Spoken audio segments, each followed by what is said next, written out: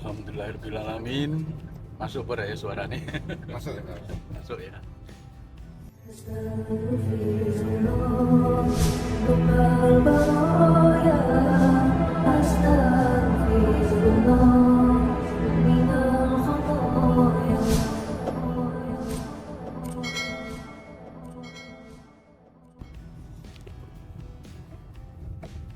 Selesai melean di rumah Pak Kamari, alamat Rogo Jambi Pak ya. Oke. Alamat Rogo Jambi. Kita di sini bersama saya sendiri, kemudian Ki Malik dan Mas Yon di satu mobil. Ya, alhamdulillah banyak nilai-nilai baru yang bisa kita petik untuk meningkatkan ketakwaan kita pada Allah, jadikan kita lebih sadar Allah, sehingga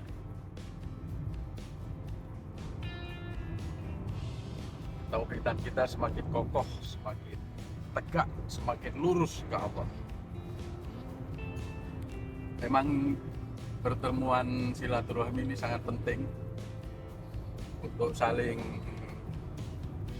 belajar, saling mengingatkan, sharing pengalaman, sehingga kita bisa memetik pelajaran yang diberikan Allah pada saat kita mengadakan dipertemukan oleh Allah dalam forum silaturahim yang kita rencanakan atau kita programkan, kita adakan 2 minggu sekali. Otomatis semuanya berdasarkan kesadaran, tidak ada paksaan, tidak ada tidak ada tekanan atau apapun. Hanya kita sadar bahwa ini semua adalah perintah Allah. Ya, siapa tahu Allah memberikan jalan ini untuk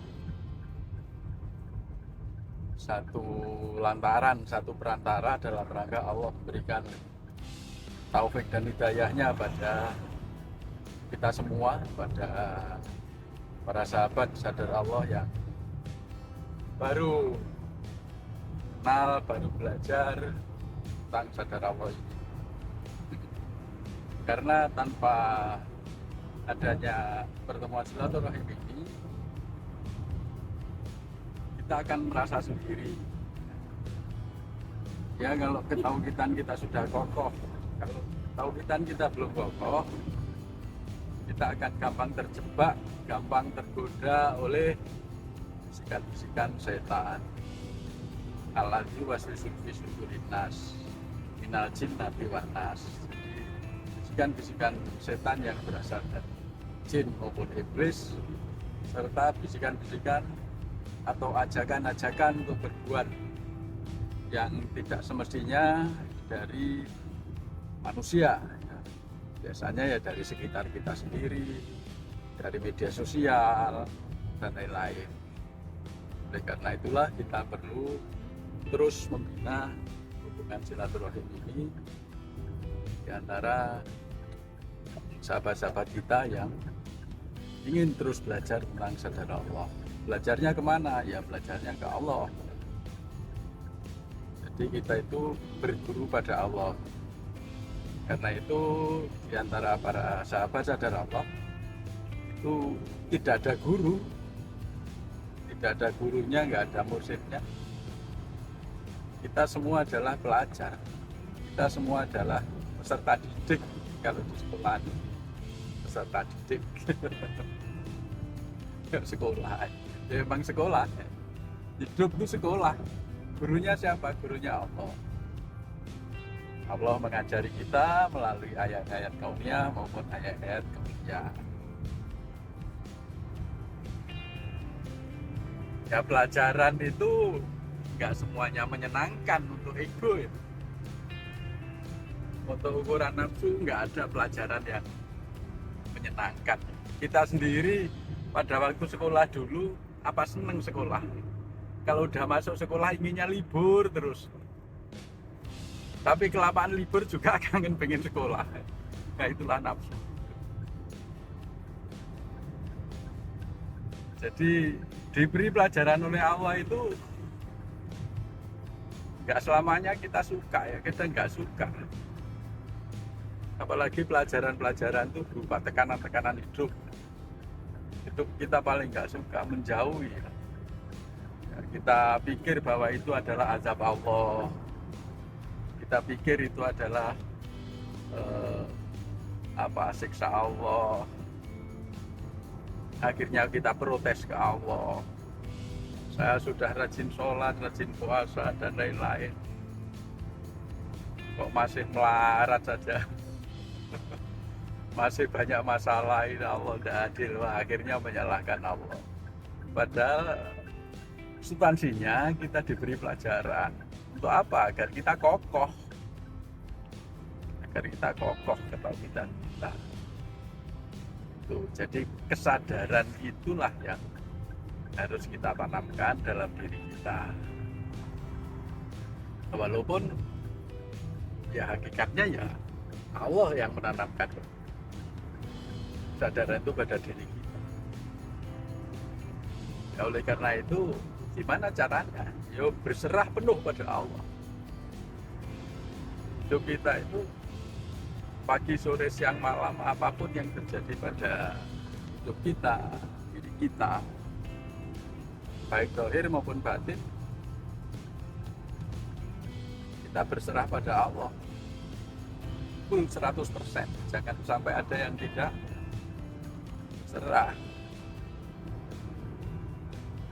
Karena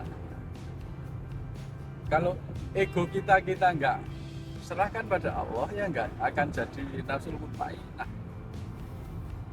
Kita akan terus mengukur sesuatu dari hawa nafsu, senang tidak senang, ingin tidak ingin, dan lain-lain. Suka nggak suka, akhirnya ada sesuatu yang tidak cocok dengan keinginan kita, itu akhirnya kita nggak suka. Ada sesuatu yang menyakiti kita nggak senang, timbul kebencian, saling fitnah, saling menjelekan. Wah, itu sudah artinya kita sudah jauh atau menjauh dari kesadaran terhadap Allah. Tingkat kesadaran kita menurun. Nah, untuk itulah kita perlu saling mengingatkan. Ya, seperti yang sering disampaikan oleh Ki Manik.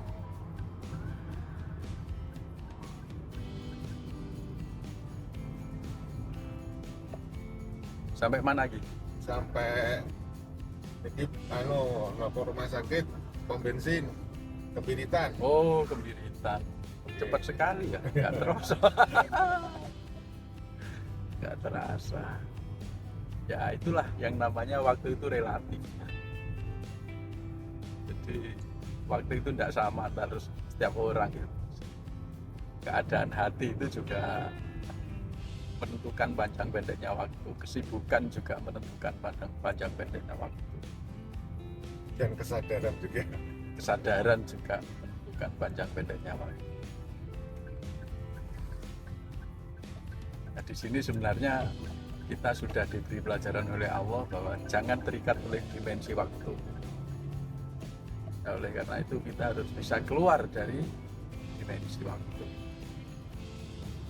Kalau keluar dimensi waktu adanya ya saat ini, keluar dari dimensi ruang.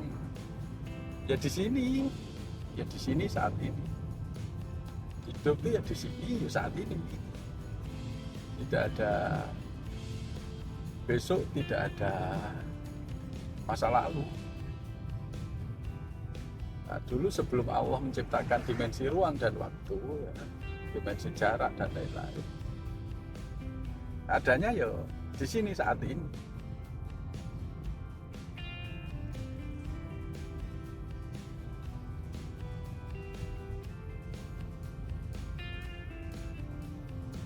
Wah, itu truk ini mau kemana ini? mencari duit.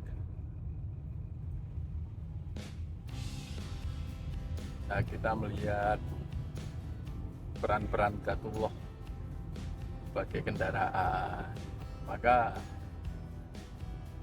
Allah berfirman, akulah yang mengangkutmu dari darat maupun dari laut. Artinya kita harus sadar bahwa sebenarnya kendaraan itu Zatullah, kapal laut Zatullah, pesawat terbang Zatullah.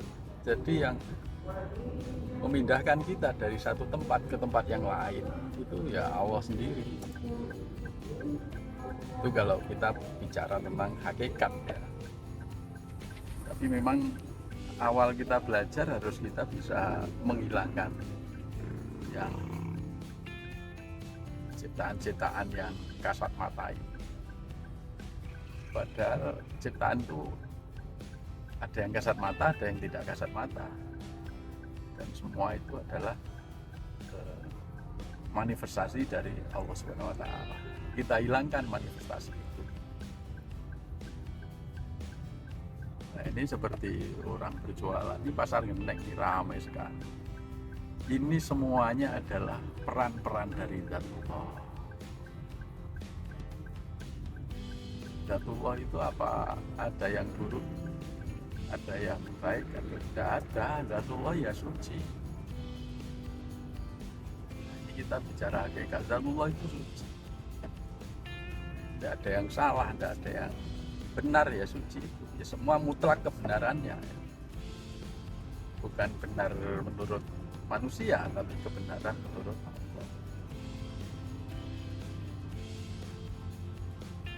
Nah, di sini kita mulai melihat kesibukan Allah ya. Allah itu selalu sibuk.